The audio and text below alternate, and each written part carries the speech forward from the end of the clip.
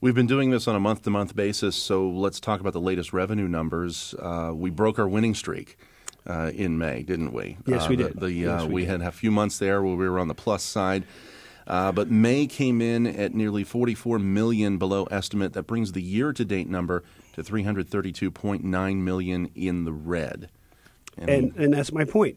Last year, when we were in this process, we were making up our budget for this year, trying to predict what the number is. So as you can see, we're already somewhat behind.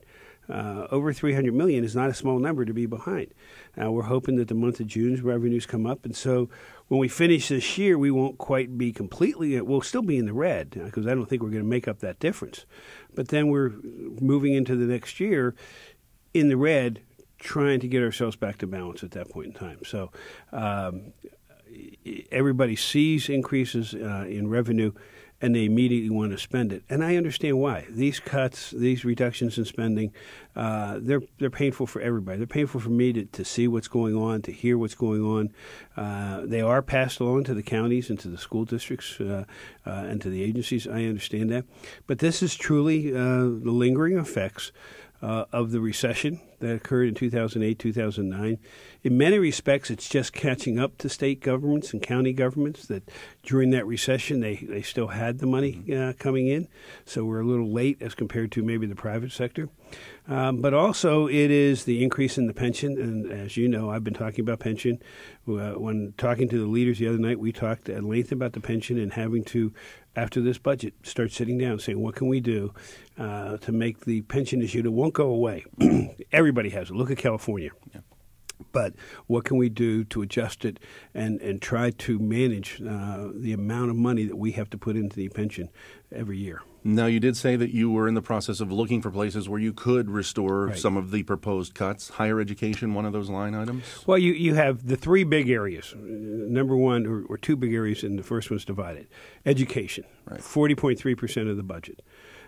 Portion of that goes to higher ed, portion of it goes to K through 12. The other area is the social service Department of Welfare side, 38.9% of the budget.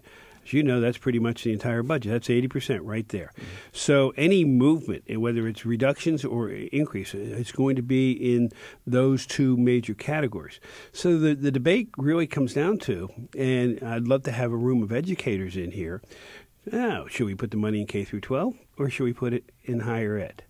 It depends on where those educators are working. Exactly. Yeah. What you hit is everybody has their own perspective. Mm-hmm. Higher ed, well, we need the money.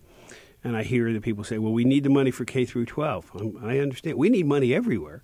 But we need to control our costs. We need to control our spending first. And I know that you would like to control the tuition increases that the universities would be looking for in the years to come.